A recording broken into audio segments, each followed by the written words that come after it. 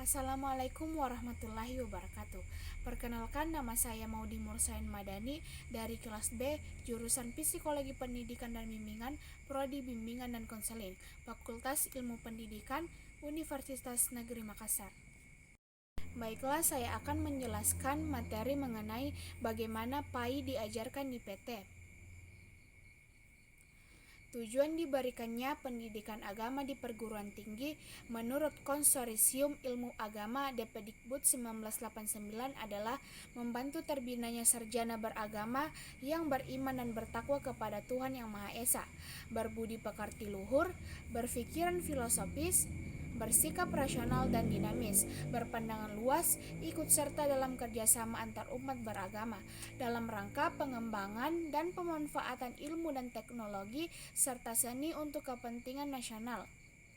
Dari rumusan tersebut jelas bahwa pendidikan agama di PTU diarahkan untuk mengisi keimanan, ibadah, dan akhlak yang mampu menjadi sumber pendorong perkembangan iptek.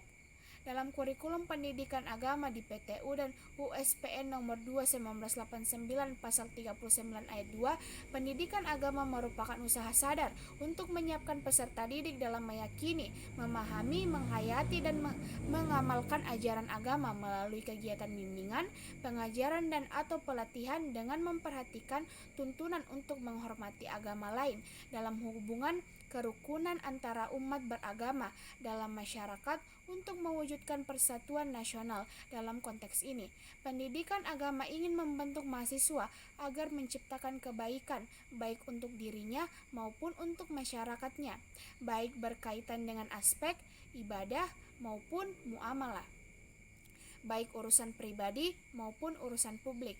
Selain itu, pendidikan agama juga diharapkan dapat menciptakan pribadi yang saleh, membentuk calon anggota masyarakat yang berbudi luhur, dan mencetak calon-calon pemimpin yang memiliki kepribadian yang penuh tauladan. Pelaksanaan pelajaran agama Islam di perguruan tinggi telah diwajibkan sejak tahun 1966. Dalam kurikulum nasional pendidikan tinggi, pendidikan agama merupakan mata kuliah wajib yang harus diikuti oleh mahasiswa yang beragama Islam di seluruh perguruan tinggi. Umumnya, di setiap jurusan, program dan jenjang pendidikan, baik di perguruan tinggi negeri maupun swasta. Menurut SK Dirjen Dikti nomor 38/2002, tujuan umum pendidikan agama Islam di perguruan tinggi adalah memberikan landasan pengembangan kepribadian kepada mahasiswa agar menjadi kaum intelektual yang beriman dan bertakwa kepada Tuhan Yang Maha Esa, berbudi pekerti luhur, berpikiran filosofis, bersikap rasional dan dinamis, berpandangan luas, ikut serta dalam kerjasama antar umat beragama dalam rangka pengembangan dan pemanfaatan ilmu dan teknologi, serta seni untuk kepentingan nasional. Ada dua kalimat penting yang perlu dicermati secara seksama dari bunyi Undang-Undang Sikdinas di atas, yaitu kalimat menjadi manusia yang beriman dan bertakwa kepada Tuhan Yang Maha Esa, berakhlak mulia, dan kalimat menjadi warga negara yang demokratis serta bertanggung jawab. Selanjutnya, alasan mengapa dan bagaimana PAI diajarkan di perguruan tinggi. Pro kontra tentang perlunya atau tidak perlunya PAI diajarkan di perguruan tinggi mungkin hingga sekarang masih terjadi. Pertanyaan utama yang perlu diajukan, apa alasan PAI perlu diajarkan di perguruan tinggi? Dan bagi orang-orang yang tidak setuju pernyataan yang diajukan, apa alasan PAI tidak perlu diajarkan di PT? Di antara kedua pendapat ini, pendapat manakah yang benar dan pendapat manakah pula yang memperoleh dukungan kuat dari masyarakat dan tokoh-tokoh pendidik di Indonesia? Namun ketika selesai kuliah PAI, mahasiswa tidak bisa otodidak untuk mendalami ajaran agama, kecuali hanya bagi beberapa mahasiswa yang memang memiliki dasar dan minat yang besar untuk mendalami agama. Tujuan khusus mata kuliah pendidikan agama Islam di perguruan tinggi umum adalah membentuk manusia bertakwa, yaitu manusia yang patuh dan taat kepada Allah Subhanahu wa Ta'ala dalam menjalankan ibadah dengan menekankan pembinaan kepribadian muslim, yakni pembinaan akhlakul karimah. Adapun hadis yang yang berbunyi bahwa tolabul ilmi korisdotun ala kulla muslimin. Menuntut ilmu adalah kewajiban bagi setiap individu muslim. Yang kedua, melahirkan agamawan yang berilmu dan bukan ilmuwan dalam bidang agama. Artinya, yang menjadi titik tekan PAI adalah pelaksanaan agama di kalangan calon para intelektual yang ditunjukkan dengan adanya perubahan perilaku ke arah kesempurnaan akhlak. Yang ketiga, tercapaian keimanan dan ketakwaan pada mahasiswa, serta tercapainya kemampuan menjadikan ajaran agama sebagai landasan penggalian dan pengembangan disiplin ilmu yang ditekuninya. Oleh sebab itu, materi yang disajikan harus relevan dengan perkembangan pemikiran dunia. Yang keempat, menumbuh suburkan serta membentuk sikap positif dan disiplin serta cinta terhadap agama dalam berbagai kehidupan. Peserta didik yang nantinya diharapkan menjadi manusia yang bertakwa kepada Allah Subhanahu wa taala dan Rasul-Nya. Bab 2. Bagaimana manusia bertuhan. Konsep spiritualisasi sebagai landasan kebertuhanan Doh dalam Monotar 2010-36 mengartikan bahwa spiritualitas adalah dasar bagi tumbuhnya harga diri, nilai-nilai, moral, dan dasar memiliki. Spiritualitas memberikan arahan dan arti pada kehidupan. Spiritualitas adalah kepercayaan akan adanya kekuatan non-fisik yang lebih besar daripada kekuatan diri kita. Suatu kesadaran yang menghubungkan kita langsung kepada Tuhan atau sesuatu unsur yang kita namakan sebagai sumber keberadaan kita. Memang spiritualitas memiliki ruang lingkup dan pengertian yang luas. Alia B. Purwakania Hasan 2006 mengungkapkan hasil penelitian Marshall Solf dan Mickey tentang sejumlah kata kunci yang mengacu kepada pengertian spiritualitas, yakni makna, meaning, nilai, flawless, transcendency, transcendence, bersambung, connecting, dan menjadi, becoming. Memang tampaknya pengertian spiritualisasi merangkum sisi-sisi kehidupan rohania dalam dimensi yang cukup luas.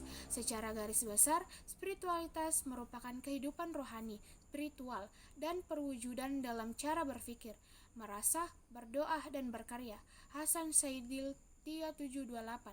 Seperti yang dinyatakan William Irwin Thompson bahwa spiritual bukan agama, namun demikian ia tidak dapat dilepaskan dengan nilai-nilai keagamaan. Maksudnya, ada titik singgung antara spiritual dan agama. Inti spiritualitas, jika kita bisa menerima bahwa kita adalah makhluk spiritual yang hidup dalam tubuh fisik, maka spiritualitas adalah tentang persatuan, kebenaran, tanggung jawab pribadi, pengampunan, kehendak bebas, cinta, dan kedamaian. Yang paling penting, spiritualitas adalah tentang menciptakan realitas kita sendiri, mengalami realitas menjadi kebijaksanaan yang hidup dalam hukum alam semesta, sehingga dapat berkembang secara rohani dan kembali ke pencipta Allah Subhanahu wa taala. Selanjutnya, mengapa manusia memerlukan spiritualisasi? Perkataan ilah yang selalu diterjemahkan Tuhan dalam Al-Quran dipakai untuk menyatakan berbagai objek yang dibesarkan atau dipentingkan manusia. Misalnya dalam surat Al-Furqan ayat 43, dalam surat Al-Qasas ayat 38, perkataan ilah dipakai oleh Fir'aun untuk dirinya sendiri. Dan Fir'aun berkata, "Wahai para pembesar hambaku, aku tidak mengetahui Tuhan bagimu selain aku." Contoh ayat-ayat tersebut di atas menunjukkan bahwa perkataan ilah bisa mengandung arti berbagai benda, baik abstrak, nafsu atau keinginan pribadi, maupun benda nyata, Fir'aun atau penguasa yang dipatuhi dan dipuja. Tuhan, ilah ialah sesuatu yang dipentingkan, dianggap penting oleh manusia, sedemikian rupa, sehingga manusia merelakan dirinya dikuasai olehnya. Perkataan dipentingkan hendaklah diartikan secara luas, tercakup di dalamnya yang dipuja, dicintai, diagungkan, diharapkan dapat memberikan kemaslahat keselamatan atau kegembiraan, dan termasuk pula sesuatu yang ditakuti akan mendatangkan bahaya atau kerugian. Dalam ajaran Islam diajarkan kalimat la ilaha illallah. Susunan kalimat tersebut dimulai dengan peniadaan, yaitu tidak ada Tuhan, kemudian baru diikuti dengan suatu penegasan melainkan Allah. Hal itu berarti bahwa seseorang muslim harus membersihkan dari segala macam Tuhan terlebih dahulu, yang ada dalam hatinya. Hanya satu Tuhan yang bernama Allah. Selanjutnya, konsep ketuhanan dalam Islam. Istilah Tuhan dalam sebutan Al-Quran digunakan kata ilahun, yaitu setiap yang menjadi pergerakan atau motivator sehingga dikagumi dan dipatuhi oleh manusia. Orang yang mematuhinya disebut abdun, hamba. Kata ilah, Tuhan, di dalam Al-Quran kontosinya ada dua kemungkinan, yaitu Allah dan selain Allah. Subjektif hawa nafsu dapat menjadi ilah Tuhan. Benda-benda seperti patung, pohon, binatang, dan lain-lain dapat pula berperan sebagai ilah. Demikianlah seperti dikemukakan pada surat Al-Baqarah ayat 165 sebagai berikut. A'udzubillahi minasyaitonirrajim. Wa minan nasi may yatajizu min dunillahi asdadan yuhibbunahum ka hubbanillah, yang artinya di antara manusia ada yang bertuhan kepada selain Allah sebagai tandingan terhadap Allah. Mereka mencintai Tuhannya itu sebagaimana mencintai Allah. Pengakuan mereka bahwa Allah sebagai pencipta semesta alam dikemukakan dalam Al-Quran surat Al-Nakabut ayat 61 sebagai berikut. Bismillahirrahmanirrahim. Walakin zalaltahum man khalaqas samawati wal arda was-saharas samsa wal qamara la yaqulunallahu fa anna yufakun. Jika kepada mereka dinyatakan siapa yang menciptakan langit dan bumi dan menundukkan matahari dan bulan, mereka pasti akan menjawab Allah. Dengan demikian, seseorang yang mempercayai adanya Allah belum tentu berarti orang itu beriman dan bertakwa kepadanya. Seseorang baru layak dinyatakan bertuhan kepada Allah jika ia telah memenuhi segala yang dimauai oleh Allah. Atas dasar itu, inti konsep ketuhanan yang Maha Esa dalam Islam adalah memerankan ajaran Allah, yaitu Al-Quran, dalam kehidupan sehari-hari. Tuhan berperan bukan sekadar pencipta, melainkan juga pengatur alam. Kemudian, menggali perspektif psikologis, sosiologis, filosofis, teologis tentang ketuhanan. Perspektif psikologis ketuhanan manusia. Dalam perspektif psikologis, agama Islam merupakan konsep keyakinan, sikap, jiwa, dan penyerahan diri kepada Allah Subhanahu wa Ta'ala. Pada bahasan selanjutnya, penulis akan coba menjelaskan hal-hal yang berkaitan dengan permasalahan-permasalahan tersebut. Iman memiliki pengertian keyakinan yang kuat, Zat yang Maha Berkuasa. Keimanan akan menghantarkan seseorang kepada ketaatan dalam menjalankan perintah agama, seperti sholat, puasa, zakat, haji, dan perintah-perintah sunnah lainnya. Akhlak mulia. Ibnu Katsir dalam Farik Kazim An-Nus menjelaskan bahwa akhlak memiliki arti dian, tabiat, dan sifat. Hakikatnya adalah potret batin manusia, yaitu jiwa dengan kepribadiannya. Bagi seorang hamba yang memiliki iman yang baik, maka akan memancarkan tingkah laku atau tabiat yang baik pula. Perspektif sosiologis manusia terus mengalami tahap perkembangan, yaitu mulai dari tahapan ismisme, politisme, dan kemudian onotisme. Perspektif filosofis dalam menjelaskan pandangannya, Samuel menyatakan bahwa klaim ateis mengenai ketidakberadaan Tuhan bermasalah secara epistemologis. Preseptif teologis. Dalam perspektif teologi, agama dipandang sebagai sesuatu yang dimulai dari atas, dari Tuhan sendiri melalui wahyunya. Manusia beragama karena Tuhan yang menanamkan kesadaran ini. Tuhan memperkenalkan dirinya kepada manusia melalui berbagai pernyataan, baik yang dikenal sebagai pernyataan umum seperti penciptaan alam semesta, pemeliharaan alam, penciptaan semua makhluk. Dapat disimpulkan bahwa agama dalam perspektif teologi tidak terjadi atas prakarsa manusia, tetapi atas dasar wahyu dari atas. Tanpa inisiatif Tuhan melalui wahyunya, manusia tidak mampu menjadikan makhluk religius yang beriman dan beribadah kepada Tuhan. Jadi berbicara soal agama dalam perspektif teologi harus dimulai dengan wahyu Allah atau pernyataan yang Allah berikan kepada manusia.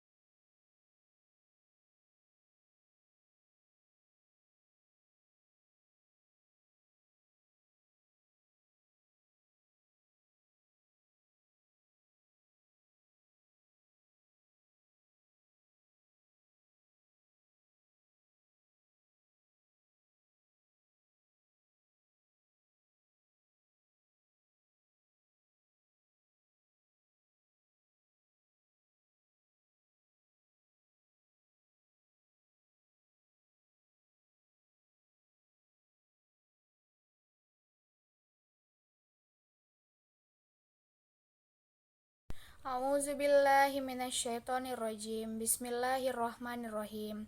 Summa sawahum wa nafakha fihim min ruhihim wa ja'ala lakumus samha wal absara wal af'idatan qalilan ma tazkurun. Yang artinya, kemudian dia menyempurnakan dan meniupkan ke dalamnya roh ciptanya, dan dia menjadikan bagi kamu pendengar, penglihatan, dan hati bagimu, tetapi sedikit sekali kamu bersyukur. Quran Surat As-Sajdah ayat 9. Karena adanya akal dan roh inilah manusia mempunyai potensi keimanan kepada Allah. Namun mengingat potensi tersebut harus dipersepsi dengan cara tertentu sehingga menjadi keyakinan, maka iman pun membutuhkan peran manusia. Proses pembelajaran, pembiasaan, pengalaman, dan indikator inisiasi yang dilakukan oleh guru, orang tua, orang-orang di lingkungan sekitar, dan kebiasaan sosial juga bisa menjadi faktor lain yang mempengaruhi pembentukan iman. Dari uraian di atas dapat disimpulkan bahwa pembentukan iman identik dengan pembentukan karakter. Orang yang beriman adalah orang yang berkarakter. Beriman kepada Allah berarti memiliki karakter bertuhan. Iman kepada Allah merupakan sebuah kewajiban bagi pemeluk agamanya, agama Islam. Bisa dikatakan ini merupakan sebuah pondasi di mana kita akan menjalani dan mengikuti segala perintah dan larangan yang telah disebut di dalam Al-Quran dan hadis. Dengan adanya iman kepada Allah, maka kita akan dengan senantiasa berada di jalan yang lurus. Arti dari beriman kepada Allah sebenarnya sangat simpel, yaitu dengan meyakini bahwa Allah itu ada dan mengikuti segala perintahnya. Jika kamu benar-benar yakin bahwa Allah itu ada, maka normalnya kamu akan mengikuti segala perintah dan menjauhi larangannya. Dan apabila tingkat keyakinanmu mencapai suatu level tertentu, maka kamu akan selalu mengingatnya setiap saat. Inilah yang disebut dengan mencintai Allah Subhanahu wa Ta'ala. Meyakini akan ekstensi Allah memang bukan sebuah bakat yang sudah ada sejak kita lahir. Sebagai makhluk yang berakal dan diberi kebebasan berkehendak, sudah sepatutnya kita berpikir bagaimana kita tercipta, siapa pencipta alam semesta, atau kemana kita akan pergi setelah mati nanti. Inilah yang akan membawa kita kepada jawaban yang akan menghasilkan iman kepada Allah. Seperti firman Allah sebagai berikut. Bismillahirrahmanirrahim. Allazi khalaqal mauta wal hayata liyabluwakum ayyukum ahsanu amala wa huwa azizul ghafur. Artinya, yang menjadikan mati dan hidup supaya dia menguji kamu, siapa di antara kamu yang lebih baik amalnya, dan dia maha perkasa lagi maha pengampun. Quran Surat Al-Mulk. Setiap orang memiliki tipe dan cara berbeda bagaimana ia dapat meyakini akan ekstensi Allah Subhanahu wa Ta'ala. Ada 4 tipe berbeda yang menyebabkan mengapa orang akan meyakini akan keberadaan Allah.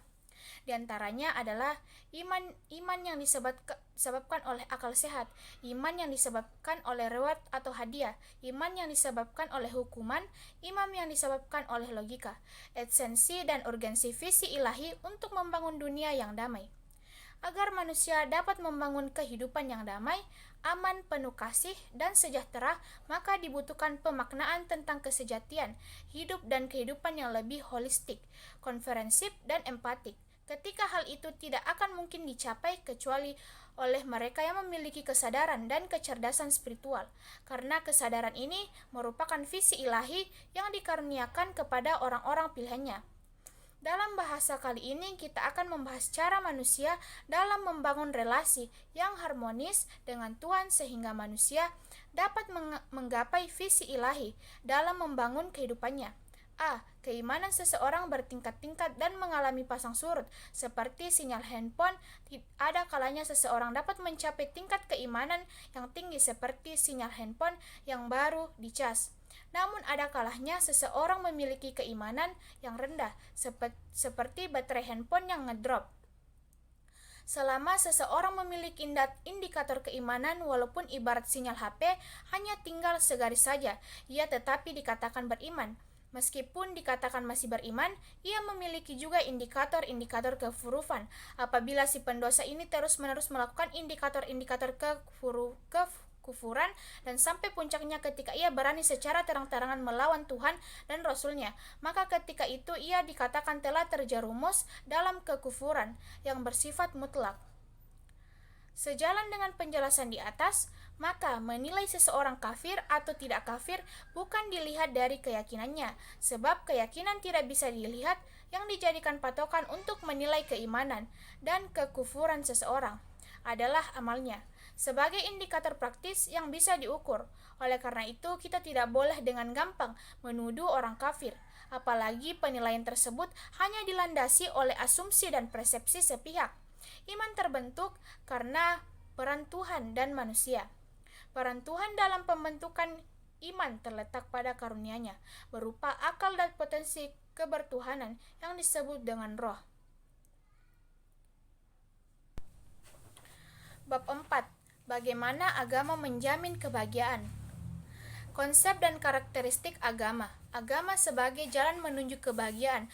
Menurut Al-Lusi, bahagia adalah perasaan senang dan gembira karena bisa mencapai keinginan, cita-cita yang dituju dan diimpikan.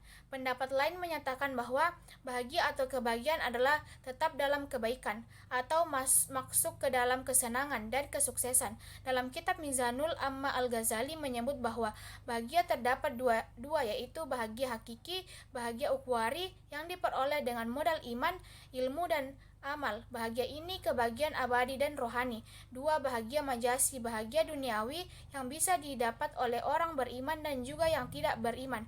Ibnu At-Tahillah mengatakan, Allah memberikan harta kepada orang yang dicintai Allah dan kepada orang yang tidak dicintai Allah, tetapi Allah tidak akan memberikan iman kecuali kepada orang-orang yang ia cintainya. Kebahagiaan ini fana, tidak abadi. Menurut pendapat Ibnu Qayyim Al-Jauziyah bahwa untuk menggapai kebahagiaan itu mengharuskan adanya kondisi hati yang sehat, qalbun salim, maka yang perlu kita lakukan adalah mengetahui karakteristik hati yang sehat dan cara mengobati hati yang sakit agar hati dapat kembali sehat. Karakteristik hati yang sehat adalah sebagai berikut. Hati menerima makanan yang berfungsi sebagai nutrisi dan obat. Adapun makanan yang paling bermanfaat untuk hati adalah makanan iman, sedangkan obat yang paling bermanfaat untuk hati adalah Al-Quran. Selalu berorientasi ke masa depan dan akhirat. Untuk sukses pada masa depan, kita harus berjuang pada waktu sekarang. Selalu mendorong pemiliknya untuk kembali kepada Allah. Tidak ada kehidupan, kebahagiaan, dan kenikmatan kecuali dengan ridhonya dan dekat dengannya. Berzikir kepada Allah adalah makanan pokoknya. Rindu kepada Allah adalah kehidupan dan kenikmatannya. Tidak pernah lupa dan dari pengingatan Allah, berzikir kepada Allah, tidak berhenti berkidamat kepada Allah, dan tidak merasa senang dengan selain Allah Subhanahu wa Ta'ala. Jika kita sesat saja lupa kepada Allah, segera ia sadar dan kembali mendekatkan dan berzikir kepadanya. Jika sudah masuk dalam salat, maka hilanglah semua kebingungan dan kesibukan duniawinya, dan segera ia keluar dari dunia sehingga ia mendapatkan ketenangan, kenikmatan, dan kebahagiaan, dan berlinanglah air matanya, serta bersukalah hatinya. Perhatian terhadap waktu agar tidak hilang sia-sia melebihi perhatian kepada manusia lain dan hartanya. Hati yang sehat selalu berorientasi kepada kualitas amal, bukan kepada amal semata. Oleh sebab itu, hati selalu ikhlas mengikuti nasihat, mengikuti sunnah, dan selalu bersikap ihsan. Alasan mengapa manusia harus beragama dan bagaimana agama dapat membahagiakan umat manusia. Allah berfirman dalam Al-Quran surat Ar-Rum 30 yang artinya, maka hadapkanlah wajahmu dengan lurus kepada agama Allah. Tetaplah atas fitrah Allah yang telah menciptakan manusia menurut fitrah itu. Tidak ada perubahan pada fitrah Allah. Itulah agama yang lurus, tetapi kebanyakan manusia tidak mengetahuinya. Quran Surah Ar-Rum. Yang dimaksud fitrah Allah pada ayat di atas adalah bahwa manusia diciptakan Allah mempunyai naluri beragama, yaitu agama tauhid. Kalau ada manusia tidak beragama tauhid, maka hal itu tidaklah wajar. Mereka tidak beragama tauhid itu karena disebabkan banyak faktor, antara lain pengaruh lingkungan. Di samping itu, ayat di atas juga mengandung maksud bahwa setiap manusia yang lahir telah dibekali agama, dan yang dimaksud agama adalah agama Islam. Sumber histori, filosofi, psikologis, dan sosiologis tentang pemikiran agama sebagai jalan menuju kebahagiaan secara teologis. Beragama itu adalah fitrah. Jika manusia hidup sesuai dengan fitrahnya, maka ia akan bahagia. Sebaliknya, jika hidup tidak sesuai dengan fitrahnya, maka ia tidak akan bahagia. Secara historis, pada sepanjang sejarah, hidup manusia beragama itu merupakan kebutuhan dasar manusia yang paling hakiki. Agama membawa nilai-nilai kehidupan bagi manusia, sehingga memberikan pengaruh yang luar biasa dalam kehidupannya. Kehidupan sehari-hari, datanglah wahyu untuk menjawab pertanyaan asasi manusia itu. Allah Subhanahu wa taala berfirman dalam Al-Qur'an surah Al-Ikhlas 112 ayat 1-5. Katakanlah Muhammad, dialah Allah, Tuhan yang esa, Allah lah tempat bergantung, tidak beranak dan tidak diperanakan, dan tidak ada seorang pun yang setara dengan Dia. Argumen psikologis kebutuhan manusia terhadap agama. Menurut Al-Quran, manusia adalah makhluk rohani, makhluk jasmani, dan makhluk sosial. Sebagai makhluk rohani, manusia membutuhkan ketenangan jiwa, ketenteraman hati, dan kebahagiaan rohani. Argumen sosiologis kebutuhan manusia terhadap agama. Di antara karakter manusia, menurut Al-Quran, manusia adalah makhluk sosial. Makhluk sosial artinya manusia tidak bisa hidup sendirian, yang tidak bisa mencapai tujuan kehidupannya tanpa keterlibatan orang lain. Setiap manusia membutuhkan bantuan orang lain, sebagaimana orang lain pun membutuhkan bantuan sesamanya. Saling bantu menjadi ciri perilaku makhluk sosial. Argumen tentang Tauhidullah sebagai satu-satunya model beragama yang benar. Sebagaimana telah diketahui bahwa misi utama Rasulullah SAW seperti halnya Rasul-Rasul yang sebelum beliau adalah mengajak manusia kepada Allah. La ilaha illallah itulah landasan teologis agama yang dibawa oleh Rasulullah dan semua para nabi dan rasul. Makna kalimat tersebut adalah tidak ada Tuhan kecuali Allah.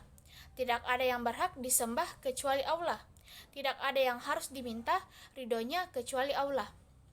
Tauhidullah membebaskan manusia dari tahayul, khurafat, mitos, dan bidah. Tauhidullah menempatkan manusia pada tempat yang bermartabat, tidak menghambakan diri kepada makhluk yang lebih rendah derajatnya daripada manusia. Manusia adalah makhluk yang paling mulia, yang paling sempurna dibandingkan dengan makhluk-makhluk Allah yang lainnya. Itulah sebabnya Allah memberikan amanah dan hilaf kepada manusia. La ilaha illallah adalah kalimat thayyibah yang digambarkan dari Al-Quran, laksana sebuah pohon yang akarnya tertancap ke dalam tanah, batangnya berdiri tegak dengan kokoh, yang dahan dan rantingnya mengeluarkan buah-buahan yang lebat dan bermanfaat untuk manusia.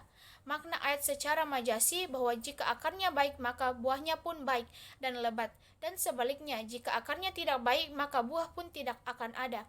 Demikian juga jika tauhidullah-nya benar maka segala sesuatunya menjadi baik dan benar, tetapi jika tauhidnya tidak benar maka aktivitas yang dilakukan menjadi tidak berharga, sia-sia dan mubazir. Esensi dan urgensi komitmen terhadap nilai-nilai tauhid untuk mencapai kebahagiaan. Kebahagiaan dalam Islam adalah kebahagiaan autentik, artinya lahir dan tumbuh dari nilai-nilai hakiki Islam dan mewujudkan dalam diri seseorang hamba yang mampu menunjukkan sikap taubat, melakukan introspeksi diri dan koreksi diri untuk selalu berpegangan pada nilai-nilai kebenaran ilahi, mensyukuri karunia Allah berupa nikmat iman Islam dan kehidupan serta menjunjung tinggi kejujuran, kebenaran, dan keadilan dalam menjalani kehidupan pribadi, sosial, profesional. Pada sisi lain, kebahagiaan itu menjadi tidak lengkap jika tidak mewujudkan dalam kehidupan konkret dengan jalan membahagiakan orang lain. Tidak ada orang yang ingin hidupnya tidak bahagia. Di dunia ini bahkan di akhirat, semua orang tentunya ingin bahagia di dunia dan selamat hingga ke akhirat. Namun hanya sedikit orang yang mengerti arti kebahagiaan yang sesungguhnya. Hidup bahagia di dunia dan selamat di akhirat merupakan idaman setiap orang, bahkan menjadi simbol keberhasilan sebuah kehidupan. Berikut adalah ayat mengenai bagaimana agama menjamin kebahagiaan. Bismillahirrahmanirrahim. Inna haza Qur'ana yahdil lillati hiya aqwamu wa wa yubasysyarul mu'minina lazina ya'maluna sholihati anna lahum ajrun kabira. Artinya, sesungguhnya Al-Quran ini memberikan petunjuk jalan yang paling lurus dan memberikan gembira kepada orang mukmin yang mengajarkan kebijakan bahwa mereka akan mendapatkan pahala yang besar. Bab 5. Mengintegrasikan iman, Islam, dan ihsan dalam membentuk insan kamil. Konsep dan urgensi iman, Islam, dan ihsan dalam membentuk insan kamil menurut Khan Sahib Hajan Khan, kata insan dipandang berasal dari turunan beberapa kata. Misalnya uns artinya cinta, sedangkan yang lain memandangnya berasal dari kata nas yang artinya pelupa. Karena manusia hidup di dunia dimulai dari terlupa dan berakhir dengan terlupa. Yang lain lagi berkata asalnya adalah insan, seperti mata. Manusia adalah mata. Dengan nama Tuhan menurunkan sifat dan asmanya secara terbatas. Insan kamil karenanya merupakan cerminan yang merupakan pantulan dari sifat dan asma Tuhan, yakni Allah Subhanahu wa Ta'ala. Sedangkan menurut Ibni Arbi ada dua tingkat manusia dalam mengimani Tuhan. Pertama, tingkat insan kamil. Mereka mengimani Tuhan dengan cara penyaksian, artinya mereka menyaksikan Tuhan. Mereka menyembah Tuhan yang disaksikannya. Kedua, manusia beragama pada umumnya. Mereka mengimani Tuhan dengan cara pendefinisian, yang berarti mereka tidak menyaksikan Tuhan, tetapi mereka mengidentifikasikan Tuhan berdasarkan sifat-sifat dan nama-nama Tuhan, Asmaul Husna. Alasan iman, Islam, dan ihsan menjadi persyaratan dalam membentuk insan kamil. Secara teori iman, Islam, dan ihsan dapat dibedakan, namun dari segi prakteknya tidak dapat dipisahkan satu dan lainnya, saling mengisi lalu membentuk insan kamil. Iman, Islam, dan ihsan menjadi persyaratan dalam membentuk insan kamil. Alasannya karena kesempurnaan insan kamil terletak dari iman, Islam, dan ihsan, sehingga insan kamil dapat mewujudkan pengetahuan tentang iman, Islam, dan ihsan dalam kehidupan sehari-hari. Menggali sumber-sumber tentang iman, Islam, dan ihsan sebagai pilar agama Islam dalam membentukkan insan kamil. Dalam konteks tulisan ini, sumber yang dimaksud adalah sumber teologis, historis, dan filosofis.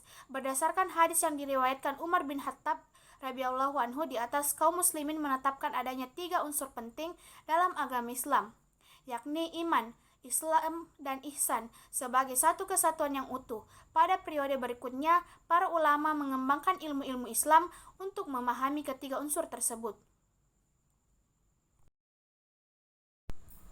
Sesuai dalam firman Allah Subhanahu wa Ta'ala, Quran Surah As-Saba ayat 51 sampai 54. A'udzu billahi minasyaitonir rajim. Bismillahirrahmanirrahim. Walau taro isfari'u fala fautan wa uhizu mim makanil qarib. Wa qalu amanna bihi wa anna lahu na'uzu min makanil ba'id. Wa qad kafaru bihi min qablu wa yaksifuna bil ghaibi min makanil ba'id. Wa hiyala bainahum wa baina ma yasta'unan kama fu illa bil asyaihim man qablu innahu kanu fi zakal murib. Artinya, dan alangkah hebatnya jikalau kau melihat ketika mereka orang-orang kafir terpanjat ketakutan pada hari kiamat, maka mereka tidak dapat melepaskan diri dan mereka ditangkap dari tempat yang dekat untuk dibawa ke neraka. Dan di waktu itu mereka berkata, kami beriman kepada Allah. Bagaimanakah mereka dapat mencapai keimanan dari tempat yang jauh itu? Dan sesungguhnya mereka telah mengingkari Allah sebelum itu, dan mereka menduga-duga tentang yang gaib dari tempat yang jauh, dan dihalangi antara mereka dengan apa yang mereka inginkan, sebagaimana yang dilakukan terhadap orang-orang yang serupa dengan mereka pada masa dahulu. Sesungguhnya mereka dahulu di dunia dalam keraguan yang mendalam. Karakteristik insan kamil dan metode pencapaian menurut Ibnu Arabi, ada dua jenis manusia, yaitu insan kamil dan monster manusia. Maksudnya, jika tidak menjadi insan kamil, maka akan menjadi monster bertubuh manusia. Ciri-cirinya, karakteristik insan kamil diantaranya adalah manusia yang telah dilengkapi Tuhan dengan berbagai daya tangkap seperti serapan indera, rasio, dan intuisi dalam kadar yang sangat tinggi, sehingga dapat merebut masa dan serta menguasai dunia. Manusia adalah teman kerja Tuhan di bumi. Diartikan kata teman Tuhan sebagai hubungan yang dinamis.